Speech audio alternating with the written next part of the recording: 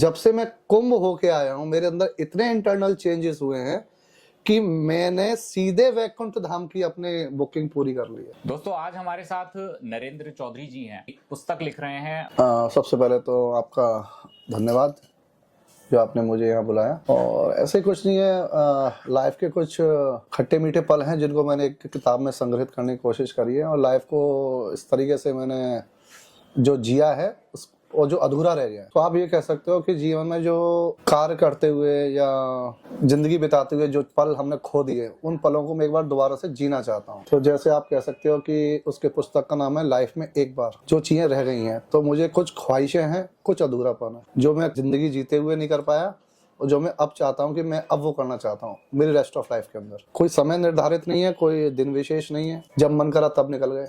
जैसे कि अभी मैं आपको आते हुए बता दूं कि मैं एक भागवत से आ रहा हूँ। ये लाइफ में एक बार है।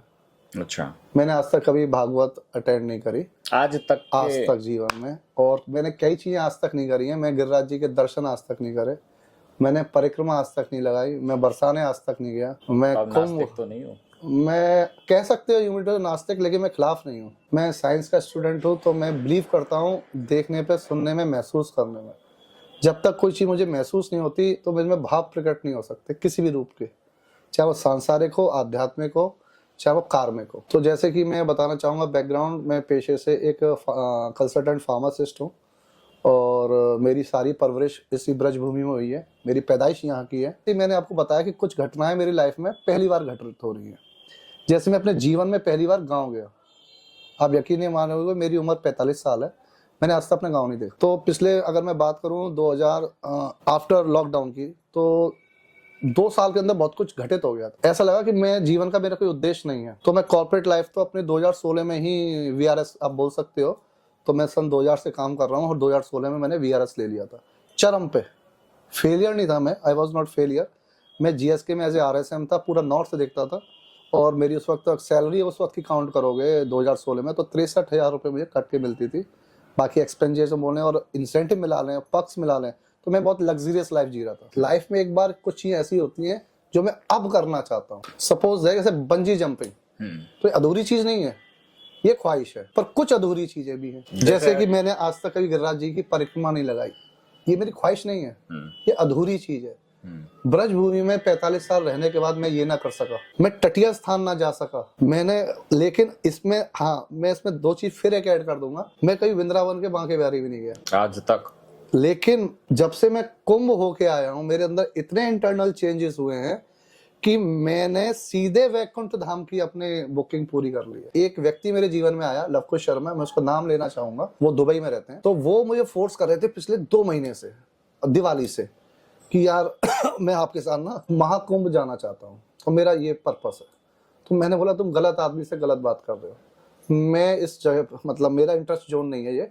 आप मुझे घूमने को बोलोगे, आप मुझे वर्ल्ड टूर बोलोगे, बाइकिंग बोलोगे, या पहाड़ों पे बोलोगे, चलूंगा, कि वहाँ नहीं। पता नहीं क्या हुआ कि समहाउ, या हो सकता है विधि का विधान कि ऐसा होना था, तो मैं उसके साथ जाना हुआ। टारगेट किया था कि सुबह जाएंगे, रुकेंगे, रात को जो करना करेंगे, सुबह जो करना करेंगे, और निकलेंगे 9 बजे और शाम को घर आ जाएंगे। 24 घंटे का सीधी।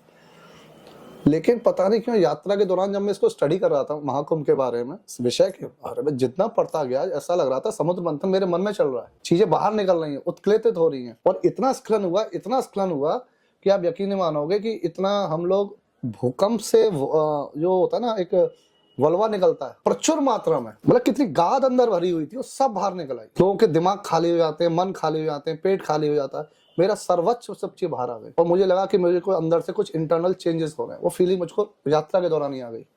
और जब मैं वहां पहुंचा, जो मैंने दृश्य देखा, अलौकिक वर्ड निकलेगा मेरे मुंह से। और द्वितीय, अचानक क्या आबो हवा मुझको इतनी जज्ब कर गई कि आप यकीन नहीं मानोगे, पहला दिन, वो पहली रात, वो पहली सुबह, वो पहला बाल भोग, वो पहला प्रसाद, वो पहला अमृतपान, वो पहला महाराज जी गुरुनाथ शरणानंद के दर्शन। और सौभाग्य देखिए मेरा कि मेरा उसी आश्रम में मेरा विश्राम निवास मतलब बना। तो आप ये समझिए कि हमें ये नहीं मालूम तुम जा कर रहे हैं, कर क्या रहे हैं। तो वो प्रथम जो हम सेक्टर 9 के गलौरी घाट पे जब गए, तो हमने देखा महाराज जी का प्रथम बहुत ही मतलब कहते हैं भव्य आश्रम था। मतलब उतना ही कुल मिला के ये कि कुंभ के बाद से बहुत, मैं बोलना चाहूंगा बहुत कि मैं change हो गए। टोटली चेंज हो चुका हूँ। टोटली। मैं मुक्ति मोक्ष पा चुका हूँ, मैं वानप्रस्थ की ओर हूँ। अच्छा, अब मैं पुस्तक पे दोबारा से एक बार लेके आऊंगा। तो उस तो पुस्तक का बेसिकली बेस और आप कहाँ तक पहुंच बेसिकली गए? ये है कि हम यहाँ क्यों आए हैं, हम इस धरती पे करने क्या आए हैं, हमारे जीवन का उद्देश्य क्या है। हम हिंदू सनातन में हम कहीं भी जन्म ले सकते थे, हम पाकिस्तान में हो सकते थे, हम अफगानिस्तान में हो सकते थे, श्रीलंका में हो सकते थे, सीरिया में हो सकते थे। तो भगवान ने हमें यहाँ क्यों भेजा है, भारत भूमि पे, भारत में वो भी ब्रज भूमि पे भी क्यों भेजा है। हम एटा इटावा भी तो रह सकते थे, हम वहाँ सूखा जो पड़ा है राजस्थान वहां भी तो रह सकते थे, अंडमान निकोबार में भी तो पड़े हो सकते थे। बिल्कुल। तो उसका कोई ना कोई कारण होगा। तो हमने हो सकता है पुनर्जन्म में कुछ ऐसे अच्छे काम किए होंगे या ऐसी योनि से हम आए होंगे कि हमको यहाँ भेजा गया। जैसे मैं अब शुरुआत में ले चलूँ, मेरा जन्म सींगना से, तो सींगना ब्रज क्षेत्र में ही आता है। उसी ब्रज क्षेत्र में जहाँ पे श्री रामचंद्र की अगर त्रेता युग में दशरथ जी खुद स्वयं 3 रानियों को पैदल लेके आए थे और ऋषि श्रृंग से निवेदन किया था कि आप मेरे साथ अयोध्या चलें और राजसूय यज्ञ करें ताकि हमें पुत्रों की प्राप्ति हो, क्योंकि हमने सतयुग में कोई पाप किया है जिसे श्राप लगा हुआ है। उस श्राप की को विरक्त करने के लिए ऋषि श्रृंग वहां गए थे। तो आप इसी से जान सकते हैं कि मेरा जन्म किस जगह पे हुआ है, ब्रजभूमि में। आप मंदिर में हैं तो आप सनातनी बने, वो टूरिस्ट प्लेस नहीं है जो आप वेस्टर्नाइज होकर उसको देखते हैं। वो कोई ताजमहल नहीं है जो नक्काशी आप पढ़ोगे और देखोगे, अंतर है। मुझे एक बार ज्योतिर्लिंग करने हैं, एक बार बद्रीनाथ जाना है, एक बार अमरनाथ जाना है, एक बार 11 सिद्ध चित्त पूरा करना है, एक बार में 84 कोर्स भी करना है।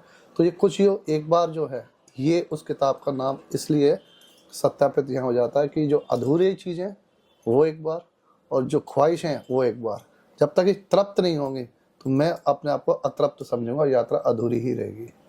चलिए, तो डॉक्टर साहब के साथ चर्चा में मज़ा आया और आशा करता हूँ आप सभी को भी बहुत मज़ा आया होगा। तो इस वाणी को यहीं विराम देते हैं। Thank you so much. आप सभी का दिन शुभ हो। आपका भी।